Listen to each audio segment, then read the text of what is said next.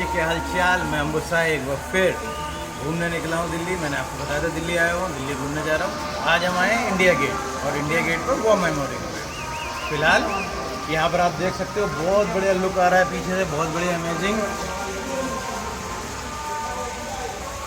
अब यहाँ पर अमर जवान ज्योति भी शिफ्ट कर दी गई है। कुछ लोगों ने इसको भी क्रिटिसाइज़ करा है कि नहीं वहाँ से हटा दिया, वहाँ का लुक ख़त्म हो गया, यहाँ का लुक अच्छा नहीं है, ये नहीं है। लेकिन मुझे बड़ा अच्छा लग रहा है, यहाँ पर आया बहुत बढ़िया लग रहा है। ऐसा लग रहा है कि हम, आप ये देखिए सर, कलाकारियाँ लगाई हुई हैं, लोगों ने कला चित्र लगाए हुए हैं। लग रहा है कि हाँ, हम अपने जो शहीद हैं उनको श्रद्धांजलि देने आए हुए हैं। और वहाँ पर कुछ जवान भी हैं, ये देखेंगे आप, वहाँ पर ड्यूटी चेंज हो रही है जब अमर जवान ज्योति के पास से।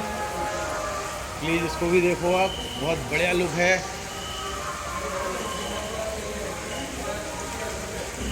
यार अमेजिंग फीलिंग है, अमेजिंग फीलिंग है। एक सिपाही होना एक अमेजिंग फीलिंग है, बहुत ज़्यादा। इससे मुझे एकदम याद आ रहा है कि लोग पता नहीं क्यों ये जो हमारा अग्निपथ सिस्टम चला है इसके अगेंस्ट खड़े हो गए हैं। समझ में नहीं आ रहा है यार, इससे बढ़िया कोई फीलिंग हो ही नहीं सकती। दोस्तों आगे हम बात करेंगे इसी चीज़ के ऊपर आज, लेकिन यहाँ पर ज़्यादा शूट नहीं करने दे रहे हैं।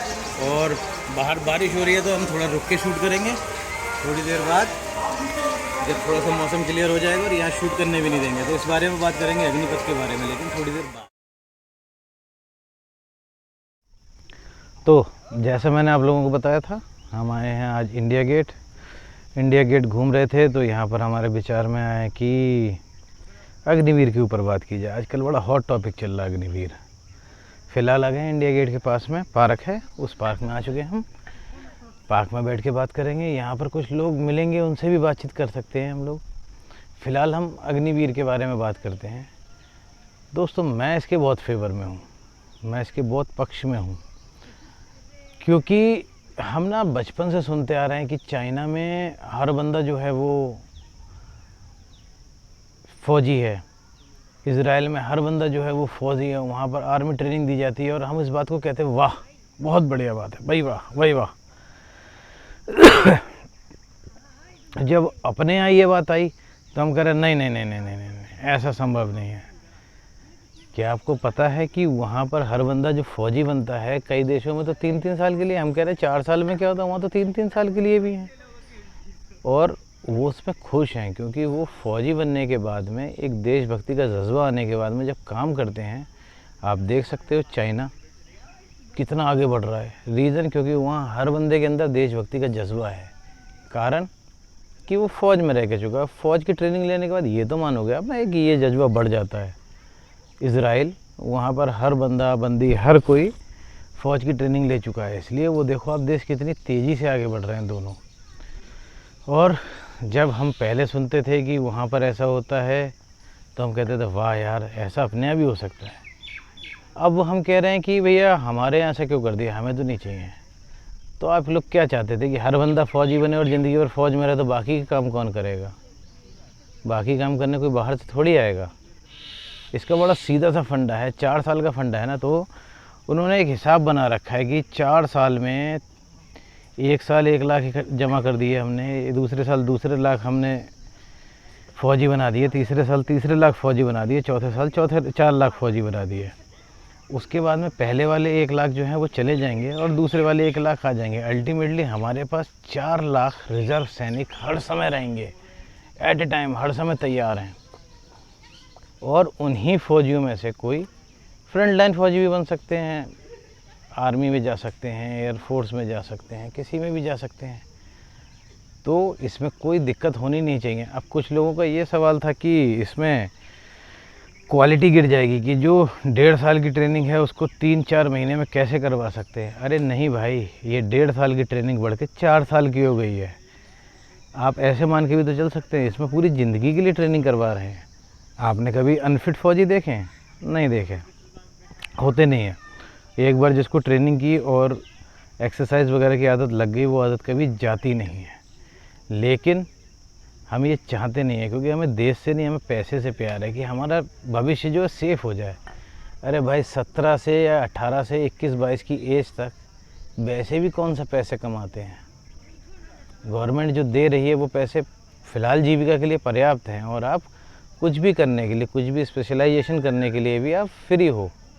इसमें से निकलो, आप कमाओ ना जितना पैसा कमाना है। एटलीस्ट जब आप रिटायर होगे इसमें से 4 साल बाद, तो आपके पास एक 11.5-12 लाख रुपए की एक रकम तो होगी, जिससे आप कोई बिजनेस या कुछ भी स्टार्ट कर सकते हो। वैसे आप जब पढ़ाई करके निकलते हैं तो आपके पास कौन से पैसे होते हैं बिजनेस स्टार्ट करने, मतलब एक आम आदमी की बात कर रहा हूँ। बहुत सारे लोगों के पास होते भी हैं, लेकिन एक बहुत आम आदमी की बात कर रहा हूँ। बहुत आम आदमी के पास नहीं होते हैं पैसे। फिर वो यही सोचते, काश हम पे 5 लाख 10 लाख होते तो हम ये दुकान शुरू कर देते, हम ये कर लेते, हम वो कर लेते। या हम पे पैसे होते, हमारे माँ बाप ने पैसे खर्च किए होते जो कि उनके पास नहीं है, तो हम ये ट्रेनिंग कर लेते, हम वो कर लेते, ये नौकरी पा लेते, ये एक प्रोफेशन अपना सकते थे। बहुत कुछ हो सकता था जो हम नहीं कर पाते हैं, लेकिन हम करना चाहते तो हम खुद कमा सकते हैं। माँ बाप के भी अधीन होने की ज़रूरत नहीं है, खुद कमा सकते हैं और खुद कमा के आगे बढ़ सकते हैं। तो आप लोग सोचिए कि हमारा आने वाला समाज एक ऐसा समाज भी हो सकता है जिसमें किसी भी पोस्ट पे बैठा कुछ भी करने वाला बंदा एक फ़ौजी होगा, एक्स फ़ौजी होगा। कम से कम वो अनुशासित होगा, उसमें अनुशासन बहुत होगा, और अनुशासित व्यक्ति हर काम करने के लिए सर्वथा योग्य ही होता है। हम 18 से 21-22 साल की एज में जो बुरी लतों में भी पड़ सकते हैं, कह सकते हैं, उनसे बचेंगे। अनुशासन आएगा हमारी ज़िंदगी में और पैसा तो आएगा ही आएगा, और इसको मिला के हम अपना अच्छा फ्यूचर तैयार कर सकते हैं। बनस्पत जैसा है उसके,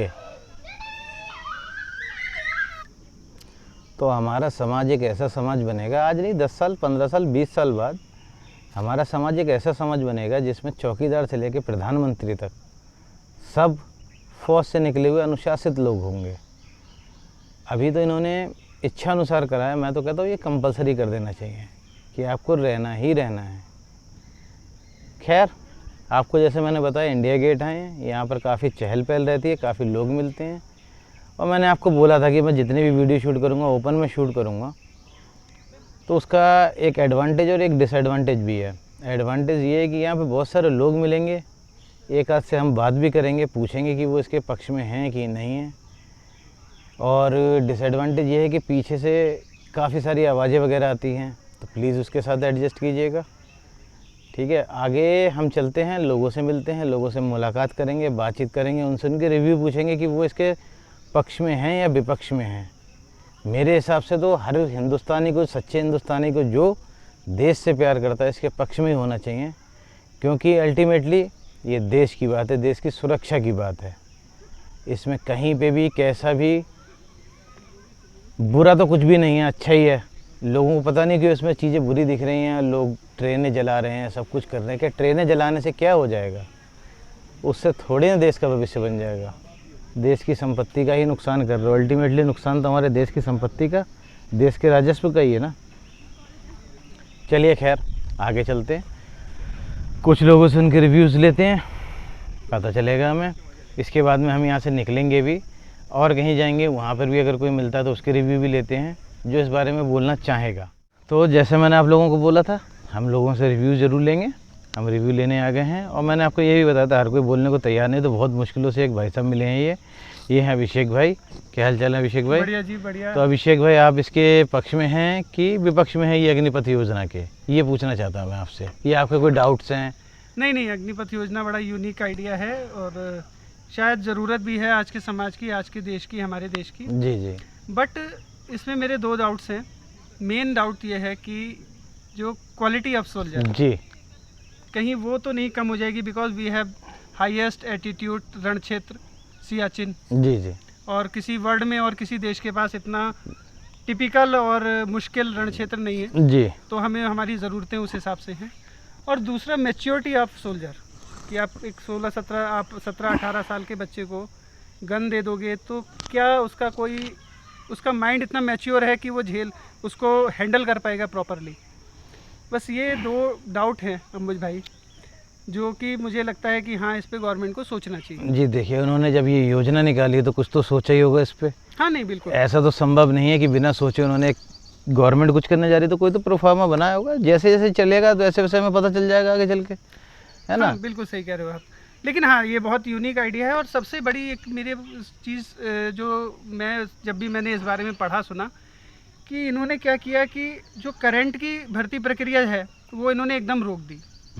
उसमें क्या हो रहा है कि जो लोग 2 साल से 3 साल से मेहनत कर रहे हैं, किसी का फिजिकल निकल गया है, उसका टेस्ट बाकी है, किसी का मेडिकल हो गया है, उसका फिजिकल बाकी है, वो बेचारे वहीं के वहीं रुक गए। सर तो देखिए, उस बारे एक में भी एक नई गवर्नमेंट को योजना कुछ लाएं, सोचना चाहिए। एक नई योजना लाएं, हो सकता है मैं भी कुछ समय बाद वापस इसको रीस्टार्ट लेके आए साथ में, हाँ, बिल्कुल है ना। बिल्कुल। अभी इसका कुछ पक्का बट पता नहीं है, लेकिन इसके बारे में जो ये प्रोटेस्ट हो रहे हैं, जो ये बसें जलाई, जो ट्रेनें जलाई जा रही ये तो हैं, बेवकूफ़ी है सर, है बेवकूफ़ी ना, है। इस बारे में आप जैसे बात कर रहे हो ऐसे बात भी की जा सकती है, गवर्नमेंट से पूछा जा सकता है, और गवर्नमेंट जब भी कुछ देखती है तो उसका कोई ना कोई सोल्यूशन निकालती है। देखो ये जी, ट्रेनें अगर- जलाना, बसें अगर- जलाना, आप इसके पक्ष में हो क्या? नहीं नहीं, बिल्कुल नहीं सर। और मैं तो कहता हूँ गवर्नमेंट को कठोर से कठोर कानून लाना चाहिए।